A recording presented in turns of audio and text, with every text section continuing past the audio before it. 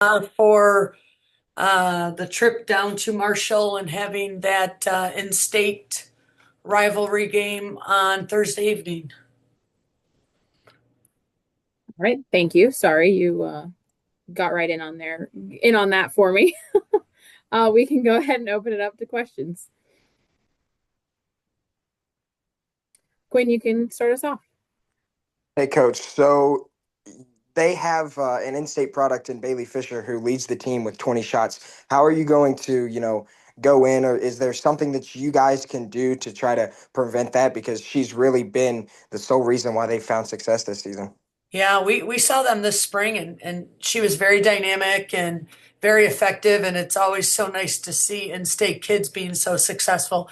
So I'm excited for her, but she'll definitely be someone we have to pay attention to.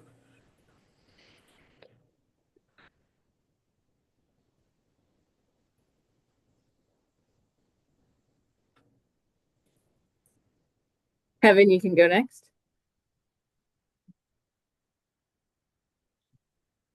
All good. There we go. So, Coach, getting away gives you a chance and the program a chance to replace the sod on the field. What kind of difference does that make for the team, your playing style, and how much will that help you second half of the season?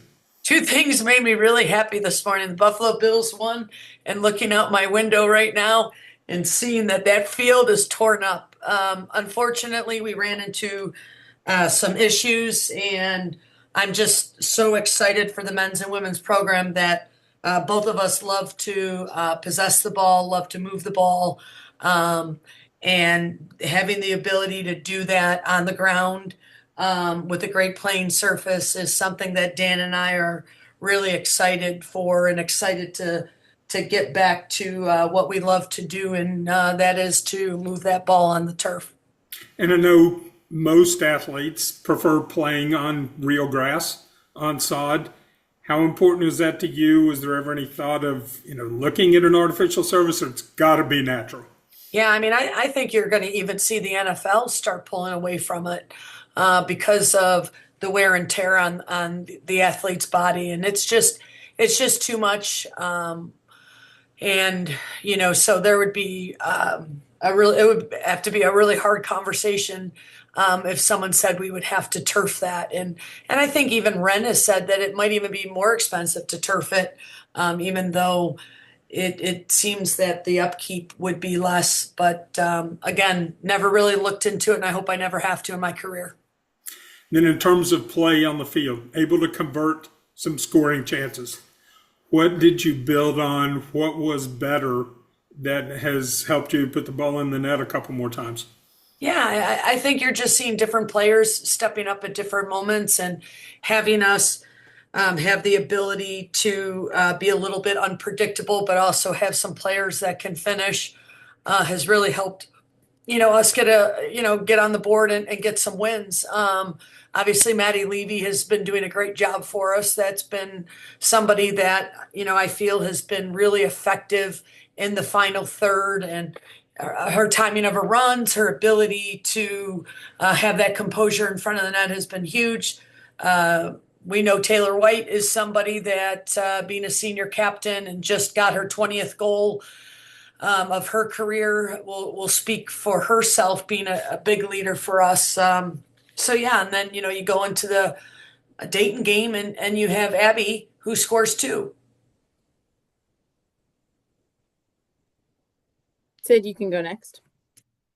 Thanks. Sorry, Coach, my camera isn't working, and I don't know what's happening. Think Golden Blue Nation needs to get me a new laptop. Just kidding.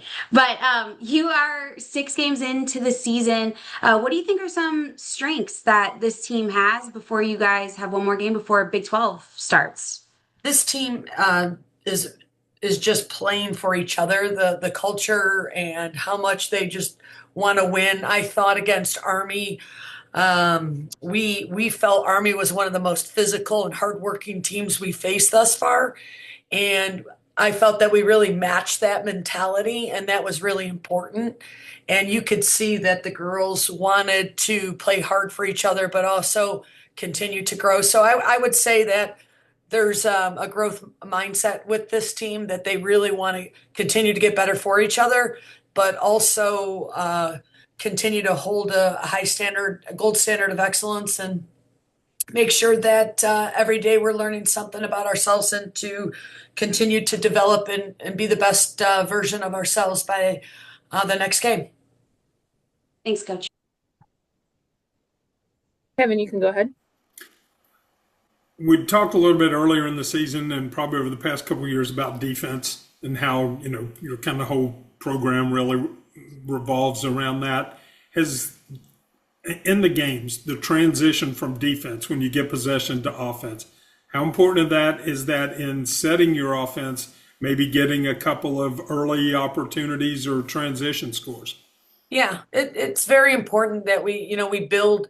Everybody's got a piece of it, right? You got to defend, you got to attack, but we definitely have a high tempo style that we want our backs to really get involved with and set the tone. So you're always going to see that, and them get involved with the overloads and making sure that they understand that their number one job is to make sure we get shutouts, but that the tempo they set and the extra overload and understanding is going to be really important moving forward.